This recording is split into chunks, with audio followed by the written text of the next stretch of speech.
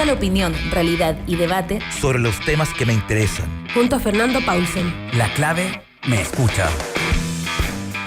¿Cómo están? Bienvenidos a Combinación Clave. Estamos ya con nuestro primer entrevistado. Él ha estado varias veces aquí. Él es filósofo, analista político, académico de la Universidad Diego Portales. Hugo Herrera, ¿cómo estás? Hola Fernando, bien. Bueno, están pasando un montón de cosas y muy rápido. Estamos en medio de un plan que se llama Paso a Paso, que monitoriza la situación de la pandemia día a día. Hay comunas que se están abriendo alrededor del país. Hay una suerte de reactivación o una búsqueda por lo menos de esa posibilidad. Y simultáneamente vuelve a surgir, Hugo, el tema muy fuerte sobre la viabilidad de llevar a cabo el plebiscito el 25 de octubre. Muchas personas dentro de la derecha han planteado que no están dadas las condiciones, sin embargo, aceptan que las condiciones están dadas para abrir la economía. ¿Cómo se está viendo esta situación y qué tanto es, llamémoslo así, genuina en términos de lo que se plantea? O quizás hay intereses de utilizar la pandemia para tratar de evitar que se produzca ese plebiscito que ha costado tanto poder materializarlo. Claro, yo creo que, a ver, puede haber una preocupación genuina, digo, por conceder el beneficio de la duda. Ahora, yo creo que el argumento no es tan fuerte porque en verdad que en gran medida el coronavirus se propaga fácil entre nosotros, o más fácil quizás por las condiciones dentro de las cuales vivimos habitualmente. Creo que la realización del plebiscito con las medidas adecuadas, con las distancias adecuadas, no debiera ser en sí misma un mayor problema. Lo que creo que puede ser más relevante es que el plebiscito cuente con una participación suficiente como para gozar de legitimidad. Por supuesto que ya no va a ser las exigencias de participación no van a ser tan altas como si no hubiera habido coronavirus, pero tiene que haber de todas maneras alcanzarse un cierto umbral de participación más abajo del cual ciertas fuerzas podrían poner en cuestión el resultado. Ahora, este escenario tampoco me parece tan alarmante, porque dentro del espectro político uno podría decir que hay 3/4 del espectro político por el apruebo. Entonces el apruebo de todas maneras va a tener un respaldo en el sistema, toda vez que en la práctica un 40%, la mitad de la derecha está por el apruebo, y el centro y la izquierda están por el apruebo. Entonces no veo un actor político relevante poniendo en cuestión el resultado. Ahora, Hugo, ahí hay un punto bien interesante en términos estratégicos, si tú quieres.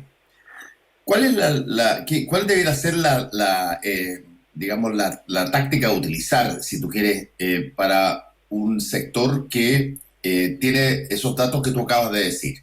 Sabe que dentro de su propio sector hay un porcentaje bastante apreciable de gente que va a votar por el apruebo, y sabe que toda la oposición lo va a hacer, o gran parte de la oposición, y por lo tanto, ¿qué tanto vale desgastarse en tratar de evitar que se vote por el apruebo con múltiples estrategias que puedan haber, en vez de, por ejemplo, concentrarse en aquello que corresponde hacer después del plebiscito, que es la elección de las personas que eventualmente van a constituir esta comisión constituyente, y sobre todo empezar a discutir qué es lo que debe estar y lo que no debe estar en la Constitución.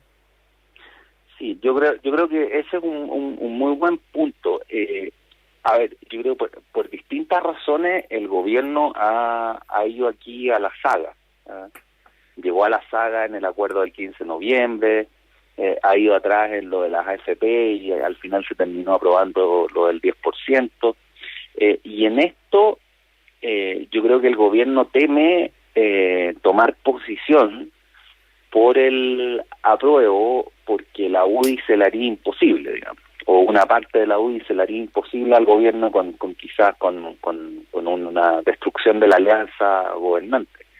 Pero claro, lo que tú dices, yo creo que es lo que hay que hacer. O sea, en términos estratégicos es lo más sensato, y en términos este es el punto, de conducción política. O sea, si estuviéramos en una situación normal, el gobierno podría darse el lujo de no darle impulso al proceso, de seguirlo, de marcar el paso e ir a la saga.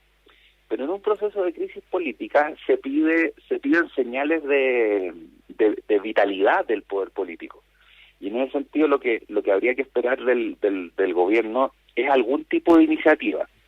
Si no puede marcar pauta en el asunto del apruebo, porque se le va a la UDI, al menos podría ir preparando los contenidos constitucionales, que a todo evento van a estar, porque si es verdad eso de rechazo para reformar, lo que suena medio alambicado, pero bueno, reconozcamos que hay una intención auténtica, entonces hay que preparar reformas constitucionales.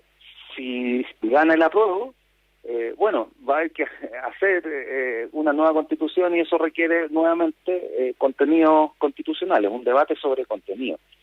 Y ahí el gobierno tiene la iniciativa como para liderar un diálogo con los sectores socialdemócratas y sectores de centro, con los cuales construir una mayoría en torno a los 2/3, que es lo que se necesita al final para que la nueva constitución avance.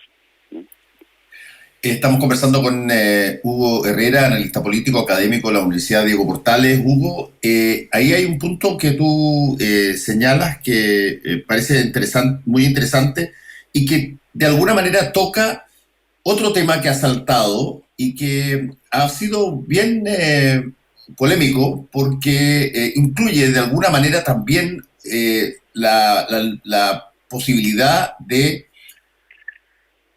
advertir si es que el gobierno tiene o no tiene libertad de opinión, llamémoslo así, que es el tema de la presidencia, que tú has visto que han habido entrevistas, la hizo el canciller Alamán, la hizo Mario Desbordes, ha hablado también el ministro del Interior, y generan opinión política, postulados políticos.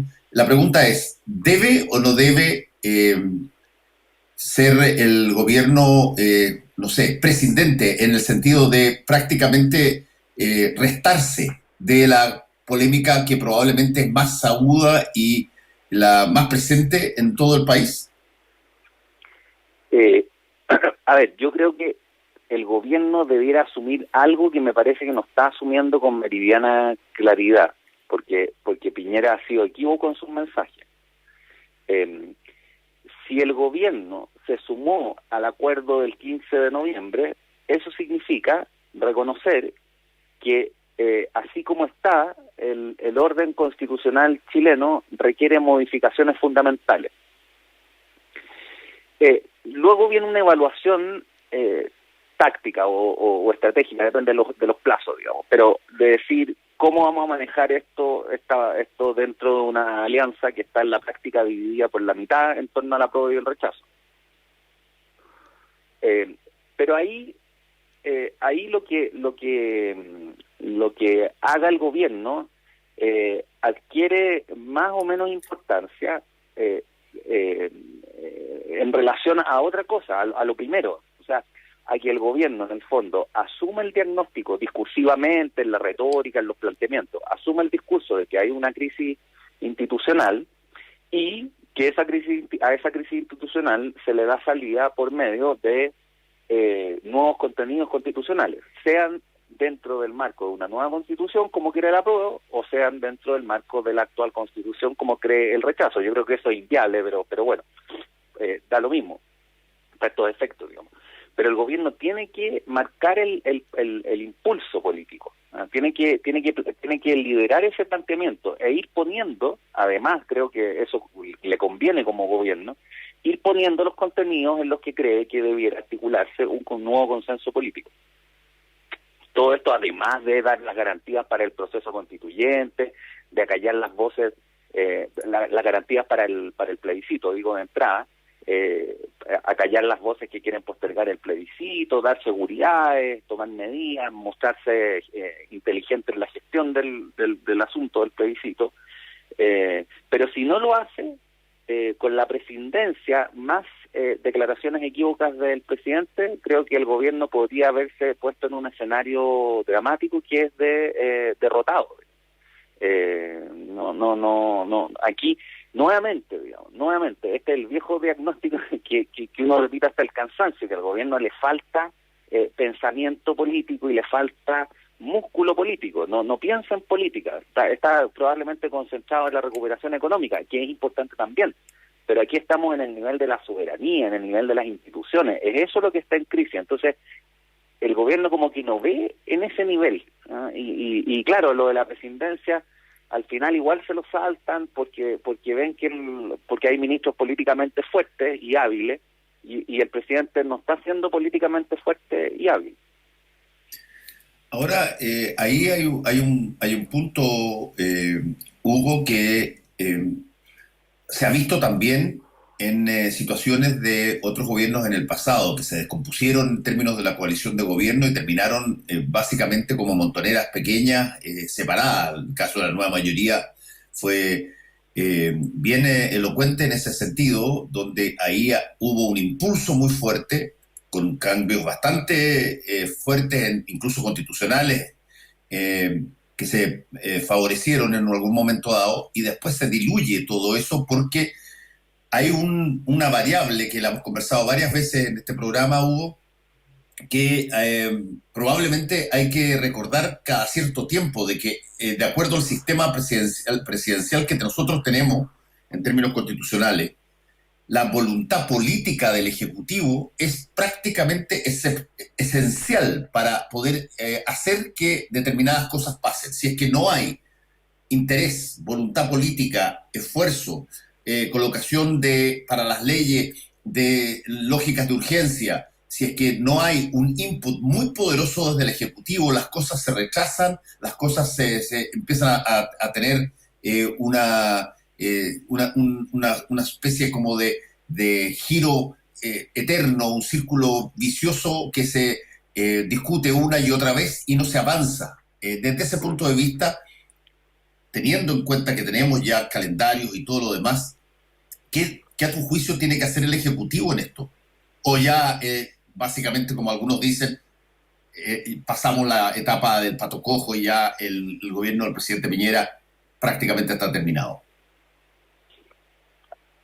Mira, yo quisiera creer que no, porque en estas etapas todavía es importante la conducción política. O sea,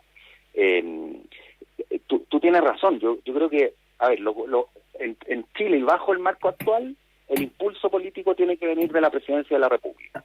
Ahora, en esto también hay que operar con cierta prudencia. Yo creo que hay un equilibrio entre generar consensos en la alianza política y darle impulso al proceso político.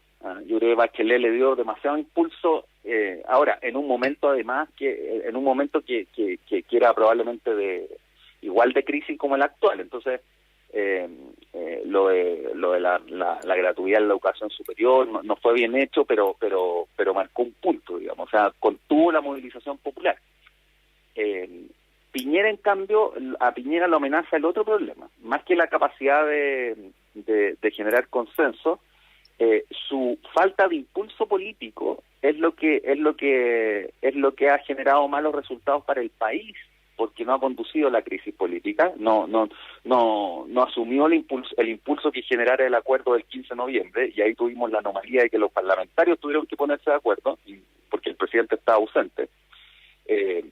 Algo parecido pasó con lo de las AFP, y ahora amenaza pasar lo mismo. Yo yo creo que desde el gobierno el análisis que habría que hacer es este. La alianza Chile Vamos en este momento es secundaria respecto a una crisis que afecta al orden político del país en su conjunto. O sea, que esto amenaza que se levanta la pandemia, vuelve el público al estadio y podría incendiar el estadio. hay que darle impulso al proceso político. No son los humores de Jacqueline Van Rysselberghe lo que importan en este momento, por decir algo, sino el proceso político en su conjunto. Entonces, en ese contexto, y además teniendo en cuenta que la propia alianza está dividida en la práctica por la mitad, porque en verdad la CADEM dijo que el apruebo en la derecha tiene un apoyo cercano al 40% y el rechazo llega apenas al 50%. Bueno, entonces los costos tampoco para la alianza no son muy altos.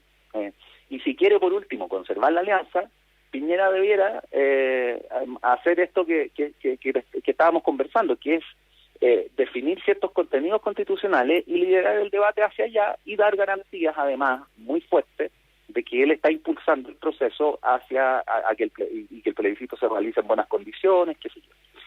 Yo creo que no queda otra que tomar el impulso político. Ahora, probablemente, por eso digo, es lo que me gustaría creer, si uno hace un pronóstico a partir de lo que ha hecho el gobierno, entonces, claro, un gobierno centrado en los asuntos económicos, no vio la crisis de octubre, un gobierno que llegó tarde y no supo qué hacer, porque el discurso económico no va para entender el estallido de octubre, no supo qué hacer con ese estallido, no supo qué hacer el 15 de noviembre, llegó tarde porque quería seguir mezquinando la reforma a las AFP, llegó tarde a la discusión del 10%, bueno, lo más probable es que siga llegando tarde. Eso es lamentable para el proceso político, yo creo que esto puede amenazar con una descomposición mayor, pero lo que uno desearía es lo primero. Sí, ¿y cuál es la viabilidad de esa posibilidad, Hugo Herrera? ¿Cómo la miras tú? Lo hemos conversado ya otras veces y ahora también la estamos conversando, la viabilidad de que el presidente Piñera sea quien encabece un escenario para el cual nunca pensó que podía estar asociado a su gestión. Más bien, así como no pensaron en un momento dado nunca que se iba a materializar un 10% de las AFP, tampoco pensaron llegar a un proceso constituyente con un camino trazado, con una fecha determinada, y que además, de acuerdo a la Constitución chilena y de acuerdo al impulso político, quien lidera o debe liderar buena parte de esa conducción es el Ejecutivo a regañadientes. Eso va a ser un escenario bien fregado. O sea, yo creo que claro, Piñera nunca se imaginó este nuevo escenario, pero creo también que hay harta gente de sensibilidad de derecha o de centro, de derecha más bien, que tenía claro el asunto de que había aquí una crisis de legitimidad. Yo puedo dar fe de que hace 3 años atrás un grupo de gente académica y ligada al mundo político estuvimos conversando en seminarios importantes sobre la necesidad de superar en el fondo la crisis de legitimidad de la Constitución por la vía constituyente. Entonces, pero para el gobierno efectivamente y para los sectores más podríamos llamarlo extremos o comprometidos con el discurso económico, sobre todo que estaría alojado en la Constitución del 80, es más difícil desprenderse de eso. Entonces, lo más probable es que vamos a tener la anomalía de un proceso constituyente con un gobierno que no está totalmente comprometido, o al menos por temor a romper la alianza no quiere comprometerse en ese proceso. Menos mal, eso sí, hay que reconocerle al gobierno haber incorporado ministros importantes que están por el apruebo, como Cristian Monkever, como Mario Desbordes. Ellos en el fondo son ministros de peso político y creo que permiten que el gobierno pueda jugar todavía en ese escenario post-apruebo, por llamarlo de algún modo. Ahora, ya, pero pongámonos en un escenario posible en ese sentido, Hugo. Está también la posibilidad que tú, así como tienes a Cristian Monkever y tienes a Mario Desbordes, tienes a Andrés Salamano, tienes a Víctor Pérez, tienes a Jaime Belolio, que de el apruebo se pasó al rechazo, y donde tú puedes tener una suerte de discusión intestina que, para serte franco, paraliza al gobierno de pronto. Sí, estoy de acuerdo. Pero mira, yo creo que yo diferenciaría a Andrés Alamán, que para mí es un misterio, digamos, porque él que era el que denunciaba en su minuto los poderes fácticos, ahora aparece en alguna medida haciendo grupo con los poderes fácticos. Yo lo distinguiría de un Jaime Belolio o de un Víctor Pérez, porque Víctor Pérez es cierto que es un duro, pero es un duro en términos de su pinochetismo, de ese tipo de derecha, pero no es un duro de libertad y desarrollo, por decirlo así. Él es un abogado de Concepción, tiene otra matriz conceptual. Y en el caso de Jaime Belolio, yo creo que Jaime Belolio está preocupado por el contexto, pero lo veo mucho más fácilmente operando dentro del contexto constituyente. O sea, no, yo ahí haría una distinción entre ministros duros y blandos. Yo pondría a los duros como los duros en términos económicos. Y ahí me parece que Alamán forma, sí. Pero duro en términos económicos, yo no sé si Víctor Pérez y Belolio van a estar en esa parada. Entonces creo que ahí el gobierno tiene mayor flexibilidad, sobre todo ya desencadenado el proceso constituyente. Ahora, pasa otra cosa, que aquí en el fondo, y aquí se ve la importancia del acuerdo del 15 de noviembre, el mismo desencadenamiento, así como el acuerdo del 15 de noviembre, destrabó un poco, le quitó presión a la crisis, porque se vio una vía de salida institucional. Creo que el mismo avance del proceso constituyente, que es lo más probable, o sea, es muy difícil que con la mitad de la derecha apoyándolo y toda la izquierda apoyándolo, el plebiscito dé un resultado bueno para el rechazo. Desencadenado el proceso constituyente, ese mismo proceso constituyente como causa institucional, creo que le quita presión a la crisis. Entonces el gobierno podría haberse favorecido, en cierto modo, sin quererlo, por el peor de sus enemigos, que es el escenario que jamás se pudo representar Piñera ni en sus peores sueños. Sí, ahora ahí hay un punto también, Hugo, que es muy interesante, que tiene que ver con, volvemos un poco a la situación coyuntural, que tiene que ver con, el éxito que tenga esta nueva intentona de generar condiciones de reactivación económica, que es una variable trascendental para el país y probablemente una de las variables más importantes para el gobierno del presidente Piñera. El nuevo proceso llamado paso a paso está en pleno funcionamiento, pero ha habido ya intenciones anteriores de hacer esto y fueron generaron un culatazo muy fuerte que terminó incluso con la salida de un ministro, por lo que existe una variable, si tú quieres, que es muy difícil de controlar, que no es política en el sentido estricto, podríamos decir que es biológica, pero cualquier decisión que se tome eventualmente puede estimular cuál puede ser el resultado por la vía de la pandemia. Si es que no nos resulta este proceso paso a paso, o si es que tenemos rebrote, ¿quién paga el pato ahí? Claro, eso es un imponderable.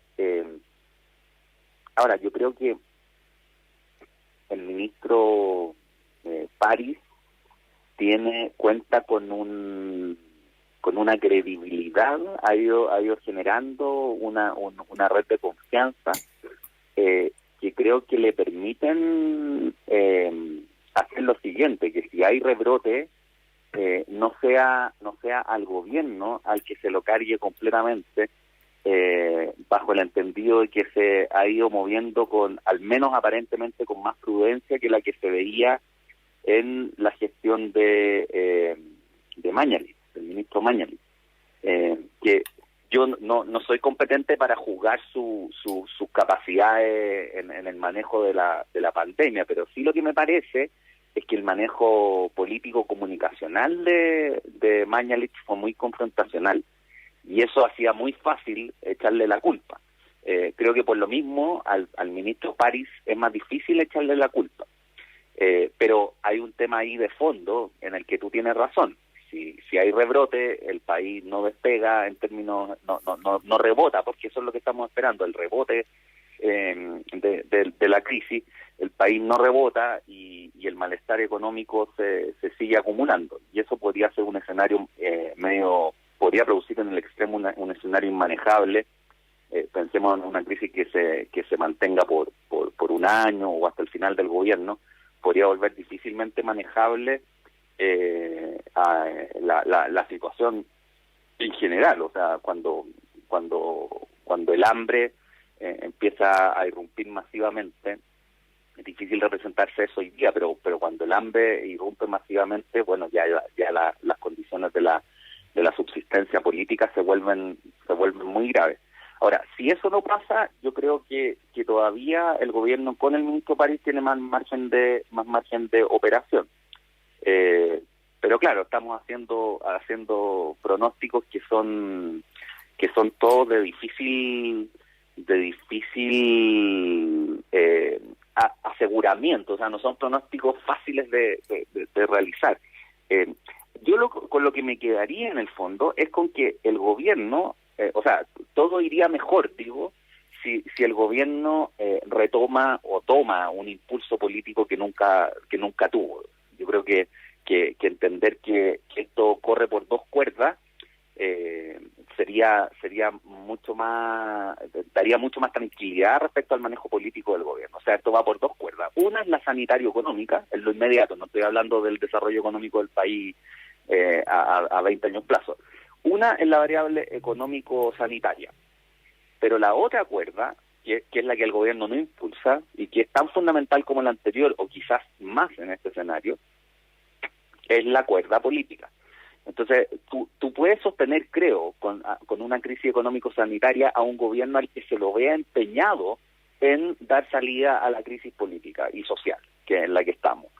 Pero lo que creo que es más difícil es ver que cuente con respaldo eventual un gobierno que no le da impulso al proceso político y que está estancado en lo económico sanitario. O sea, creo lo urgente aquí es ordenar al comité político, ordenar a los ministros más importantes y reparar al menos uno, en realizar bien el plebiscito y comprometerse con el plebiscito, y dos, contenidos constitucionales consensuables con los sectores más moderados de la oposición. Yo creo que si el gobierno no avanza en eso, al menos la cuerda política no avanza, y el riesgo de que esto entre en un curso de composición aumenta muchísimo. Sí, yo he hablado varias veces acá en el programa de esta suerte de paradoja que se da, Hugo, y que consiste básicamente en que a los promotores de la apertura económica tienen que, y que eventualmente puedan estar por el rechazo, tienen que entender que promover la apertura económica, y ojalá lo más masiva posible, es incompatible con considerar que no están dadas las condiciones para poder hacer un acto eleccionario, porque abrir los moles y abrir las escuelas con niños y todo lo demás, ¿por qué eso habría de ser contradictorio con tener un proceso eleccionario? Por otra parte, si se mira del otro lado, a veces se da la paradoja también al revés. Tú dices, la gente que básicamente se concentra en que hay que hacer el plebiscito, pero que no hay que abrir la economía demasiado porque puede haber rebrote. Tiene una vez más estos caminos de dos vías que se entrecusan, y por lo tanto en algún momento dado, para volver a la pregunta inicial de esto, va a tener que una parte, que en este caso para mi modo de ver tiene que ser el gobierno, va a tener que asumir que hay una situación dada, que no se puede ya a estas alturas modificar, y que es que el proceso constituyente va. Sí, o sea, yo encuentro que efectivamente uno tiene en estos escenarios de crisis, sobre todo cuando son crisis, estoy hablando de la pandemia, de crisis difíciles de advertir y de predecir, para que no estábamos preparados, las opiniones tienden a abundar. Y ahí efectivamente la cabra tira para el monte y los que tienen su corazón puesto en la economía le dan más importancia a la economía y al abrir los malls, los que tienen su corazón puesto en la política, bueno, le dan más importancia eventualmente al plebiscito. En esos escenarios, sin embargo, es importante un gobierno que marque el paso, porque cuando hay múltiples decisiones posibles y de ninguna de ellas tú tienes claro que sea la más razonable, porque no hay datos disponibles, hay que tomar la decisión. O sea, estamos en un escenario de esos típicos en los que tomar alguna decisión es mejor que no tomar ninguna. Entonces, porque si el gobierno de antemano y claramente dice aquí vamos a ir paso a paso en la economía, pero también vamos a avanzar en el proceso político, y el plebiscito se va a hacer y las opiniones que están discutiendo que se realice son inadecuadas por esto y por esto y por esto, y el país no se puede dar el lujo, digamos, de suspender el proceso político más importante probablemente en décadas. Bueno, entonces probablemente la opinología general de las redes sociales y la opinión pública dejaría de hablar sobre las posibles medidas sanitarias y empezaría a hablar con mayor énfasis de los escenarios futuros, de los escenarios posibles. Yo creo que ahí se muestra que ha faltado una conducción política del gobierno y un afecto con el proceso político. O sea, vemos habitualmente al ministro París hablando del plan paso a paso, pero el ministro París y el presidente de la República con el mismo énfasis deberán dar las garantías de que el proceso político no se va a suspender. Y por último, si todas las indicaciones aconsejaran suspender el plebiscito, debiera ser el gobierno el que estuviera llevando desde mucho antes este problema como un problema y tematizarlo. Pero hoy día parecería mero oportunismo suspender el plebiscito y nadie le creería. ¿Por qué? Porque no abordaron el problema con suficiente antelación. Entonces, sería simplemente responder a los temores de los sectores más recalcitrantes. Pero ahí tú ves que en el fondo, o sea, a mí lo que me parece es que en el fondo todos estos problemas derivan del mismo factor, de la falta de sensibilidad, compromiso, conciencia, lucidez política del gobierno. Hugo Herrera, muchas gracias por este contacto con Combinación Clave, que te vaya muy bien. Muchas gracias, Fernando. Nos vemos. Chao. Gracias. Chao.